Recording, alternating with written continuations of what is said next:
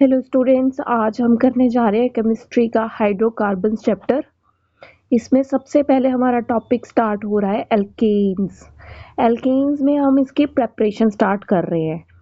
4 veg हैं इसको prepare करने के लिए। From unsaturated hydrocarbons. Unsaturated hydrocarbons वो होते हैं जिसमें डबल या ट्रिपल बॉन्ड लाई करता है। डबल बॉन्ड को हमें पता है एल्कीन बोलते हैं, और जो ट्रिपल बॉन्ड जिसमें लाई करता है उसको एल्काइन बोलते हैं। और हमने इसमें एल्कीन टू एल्केन बनाना है और एल्काइन टू एल्केन से फॉर्म करना है। सबसे पहले हमने बाय रिडक्शन इस चीज़ को फॉर्म करना है। फ्रॉम एल्कीन से हम कैसे एल्केन की फॉर्मेशन कर सकते हैं। एथीन लेंगे, इसमें हाइड्रोजन को ऐड करेंगे और कैटलिस्ट यूज़ करेंगे निकल और प्लेटिनम, और इससे क्या बन जाएगा, इथेन। और नेक्स्ट है प्रोपीन। प्रोपीन को जब हम हाइड्रोजन में ऐड करेंगे तो इसमें सेम कैटलिस्ट यूज़ करना है निकल और प्लेटिनम, तो प्रोपेन की फॉर्मेशन हो जाएगी। Next one is alkynes. अब हमें एल्काइन टू एल्केन की फॉर्मेशन करनी है। इथाइन ले लिया हमने, वही सेम कैटलिस्ट यूज़ करना, वही हाइड्रोजन है, तो इससे इथेन की फॉर्मेशन होगी। ये दोनों अनसैचुरेटेड हाइड्रोकार्बन से हमने एल्केन को फॉर्म कर लिया। सेकेंड वन, अब हम एल्काइल हैलाइड से कैसे एल्केन की फॉर्मेशन करेंगे। तो ये सबसे पहले वुड्स रिएक्शन इसमें आती है। जब एल्काइल हैलाइड से हमने एल्केन की फॉर्मेशन करनी है तो इसमें हम लेंगे कोई भी एल्काइल हैलाइड ले लिया और उसको सोडियम के साथ in the presence of dry ether के साथ रिएक्ट करना है हमने, और एक symmetrical alkane with double the number of carbon atom उसमें फॉर्म हो जाएंगे, एल्केन की फॉर्मेशन हो जाएगी और सोडियम हैलाइड की फॉर्मेशन हो जाएगी।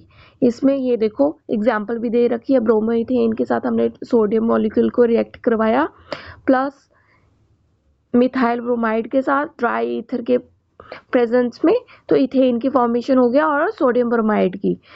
इसकी लिमिटेशन ये है कि ये यूज होती है for the synthesis of symmetrical alkanes, ये अनसिमेट्रिकल एल्केन्स के लिए यूज नहीं होती, और यही इसकी लिमिटेशन है।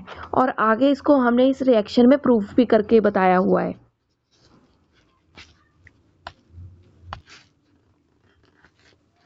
नेक्स्ट है, अब हम एल्केन की फॉर्मेशन करेंगे ग्रिग्नार्ड रिएजेंट के थ्रू। ग्रिग्नार्ड रिएजेंट के थ्रू कैसे हम फॉर्मेशन करेंगे, वही एल्काइल हैलाइड ले लेंगे, कोई भी ब्रोमाइड या आयोडाइड, एल्काइल ग्रुप के साथ कोई भी ब्रोमाइड या आयोडाइड, उसको रिएक्ट कराएंगे magnesium metal in the presence of ether into the form of alkyl magnesium halide. उससे क्या फॉर्म हो जाएगा, मैग्नीशियम हैलाइड की फॉर्मेशन होएगी और एक एल्केन की फॉर्मेशन हो जाएगी। मिथाइल ब्रोमाइड ले लिया, मैग्नीशियम के साथ उसको रिएक्ट करवाया, तो मिथाइल मैग्नीशियम और ब्रोमाइड की फॉर्मेशन होगी। नेक्स्ट है रिडक्शन। रिडक्शन के थ्रू हम कैसे एल्केन की फॉर्मेशन कर सकते हैं। एल्काइल हैलाइड ले लिया और उसके साथ जब उसको हाइड्रोजन के साथ रिएक्ट करवाया तो मीथेन की फॉर्मेशन होगी प्लस HCl फॉर्म हो गया। नेक्स्ट है from carboxylic acid, by decarboxylation भी बोल सकते हैं इसको, या फ्रॉम कार्बोक्सिलिक एसिड से भी हम एल्केन की फॉर्मेशन कर सकते हैं। इसमें क्या होता है, रिमूवल होती है CO2 कंपाउंड में से। सबसे पहले ये देखो, हमने इसमें से इथेनोएट को सोडियम हाइड्रोक्साइड के साथ in the presence of calcium hydroxide react करवाया तो एल्केन की फॉर्मेशन होगी, तो सोडियम कार्बोनेट बन गया। जैसे कार्बोक्सिलिक एसिड को हीट किया विद सोडा लाइम 3:1 में 630 केल्विन पे CO2 रिमूव होगी और एल्केन की फॉर्मेशन होगी। यही इस रिएक्शन का नाम है। और नेक्स्ट है कॉब इलेक्ट्रोलिटिक डीकार्बोक्सिलेशन। इसमें भी अल्केन की फॉर्मेशन होगी जब concentration and aqueous solution of sodium potassium of monocarboxylic acid is electrolysed. ठीक है, जैसे ही सोडियम कार्बोक्सिलेट को हमने रिएक्ट करवाया वाटर मॉलिक्यूल के साथ, इलेक्ट्रोलाइसिस हुई इसकी, एल्केन की फॉर्मेशन होगी plus sodium hydroxide plus hydrogen remove होगी और CO2। इसको नाम दिया हुआ है कॉल्ब इलेक्ट्रोलिटिक डीकार्बोक्सिलेशन। इसकी और इसको ये फॉलोइंग रिएक्शन में इसका मैकेनिज्म के थ्रू स्टेप होता है फॉर्म। लाइक सबसे पहले इसको हमने क्या किया, CH3CONA लिया, उसको हमने ब्रेक कर दिया CH3CO एसीटेट को, एक तो नेगेटिव में और सोडियम पॉजिटिव आयन में। वाटर को ब्रेक कर दिया H पॉजिटिव और OH नेगेटिव में। एनोड में क्या होता है, 2 इलेक्ट्रॉन, एनोड पे उसका 2 इलेक्ट्रॉन रिमूव हो जाते हैं, अनस्टेबल मॉलिक्यूल बन गया और लास्ट में एल्केन की फॉर्मेशन होगी। और कैथोड में क्या होता है, 2 इलेक्ट्रॉन गेन हो गए और हाइड्रोजन की फॉर्मेशन होगी। नेक्स्ट है limitation, it is used to prepare alkanes with even number of carbon atoms and with odd number of carbon atoms, ये इसकी लिमिटेशन है।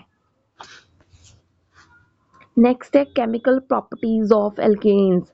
एल्केन्स की क्या केमिकल प्रॉपर्टीज है, एक तो ये सब्स्टिट्यूशन रिएक्शंस करता है और नाइट्रेशन करता है, sulphonation, isomerisation, aromatisation, pyrolysis, oxidation, ये सारी केमिकल प्रॉपर्टीज है एल्केन्स की।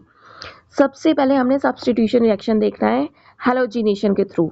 हैलोजिनेशन एल्केन्स के कैरी होते हैं, इनको एल्केन के साथ ट्रीट करवाते हैं सूटेबल हैलोजन के साथ in the presence of UV light, और इसको हीट करते हैं 520 टू 670 केल्विन। और इनका ऑर्डर ऑफ रिएक्टिविटी देखो, सबसे ज़्यादा रिएक्टिविटी होती है F2 की और सबसे कम होती है I2 की। ये रिएक्टिविटी चार्ट आपको ऐसे ही याद करना पड़ेगा। क्लोरीनेशन जब किया तो Cl2 ऐड हो गया मीथेन के साथ in the presence of UV light, और 520 टू 670 केल्विन टेम्परेचर है। सबसे पहले हमें क्लोरोमीथेन की फॉर्मेशन हुई, नेक्स्ट हमें डाइक्लोरोमीथेन की फॉर्मेशन हुई, फिर ट्राइक्लोरोमीथेन की फॉर्मेशन हुई, फिर टेट्राक्लोरोमीथेन की फॉर्मेशन हुई। लास्ट स्टेप ये होगी क्लोरीनेशन। नेक्स्ट ब्रोमिनेशन में क्या होता है, ब्रोमीन ऐड होता है इथेन में इन the presence of UV light, temperature same रहा और ब्रोमो इथेन की फॉर्मेशन होगी प्लस HBr। अब देखो हमने क्लोरीनेशन का कैसे मैकेनिज्म करते हैं, ये फ्री रेडिकल मैकेनिज्म इन्वॉल्व करता है क्लोरीनेशन में। इसमें 3 स्टेप्स होते हैं। पहले तो चेन का इनिशिएशन होता है, सबसे पहले क्लोरीन ब्रेक होता है, जैसे क्लोरीन ब्रेक होता है वो फ्री रेडिकल की फॉर्म में ब्रेक होता है। इसके 2 बॉन्ड है, एक Cl पे चला गया, उसका ब्रेक होके। चेन प्रोपेगेशन में क्या होता है, सबसे पहले वो CH4 पर अटैक करता है, क्या, क्लोरीन फ्री रेडिकल जो हमारा फर्स्ट स्टेप में प्रोड्यूस हुआ है। और जैसे ही उसने उस पर अटैक किया तो हाइड्रोजन उसमें से रिमूव होके Cl के साथ बॉन्ड बना दिया और कार्बन के ऊपर फ्री रेडिकल आ गया, तो बन गया मिथाइल फ्री रेडिकल।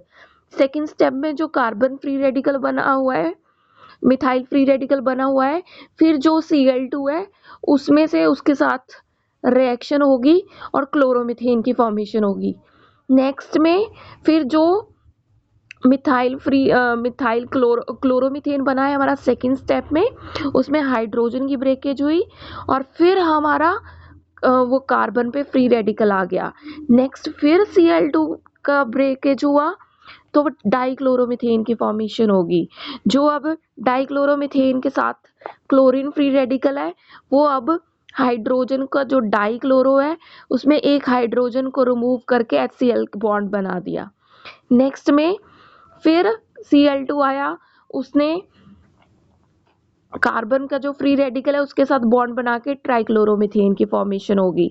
जैसे ही ट्राइक्लोरोमीथेन बन गया तो एक हाइड्रोजन रह गया, उस हाइड्रोजन ने क्लोरीन का जो फ्री रेडिकल ऊपर लास्ट स्टेप में बचा था उसके साथ बॉन्ड बना के HCl बना दिया और हमारे पास टेट्राक्लोरोमीथेन की फॉर्मेशन होगी।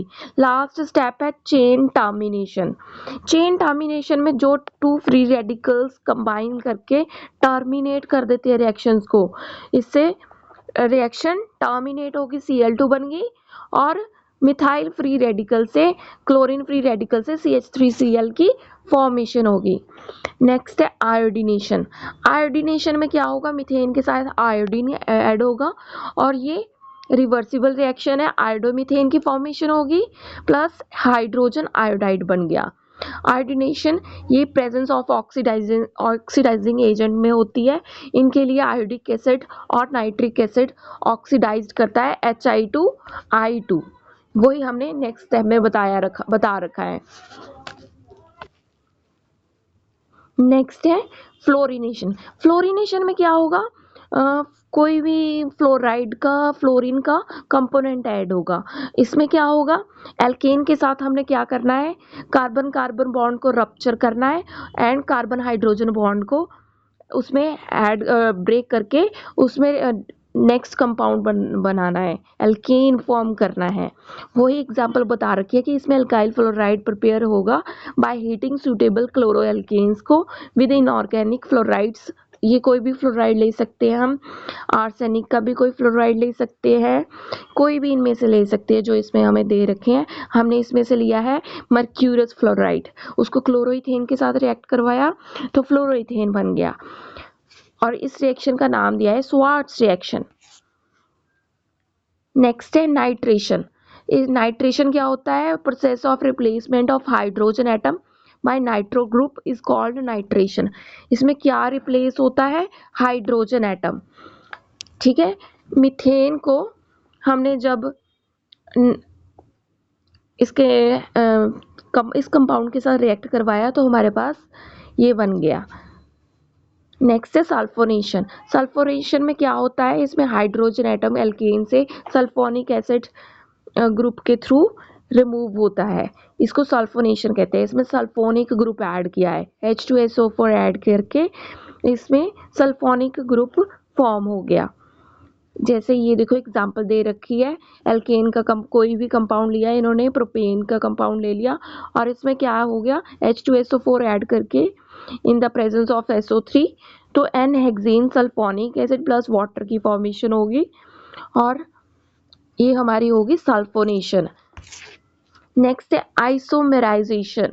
आइसोमेराइजेशन में क्या होता है कि कोई भी एल्केन हमने लेना है, उसको हीट करना है विद किसके साथ, एनहाइड्रस एल्यूमिनियम क्लोराइड के साथ और हाइड्रोजन क्लोराइड के साथ 573 केल्विन में, और इसका प्रेशर क्या होगा 35 atmospheric pressure. Branch chain alkanes उसमें फॉर्म हो जाएगी, एन ब्यूटेन से क्या हो गया, आइसोब्यूटेन की फॉर्मेशन होगी। नेक्स्ट है एरोमेटाइजेशन।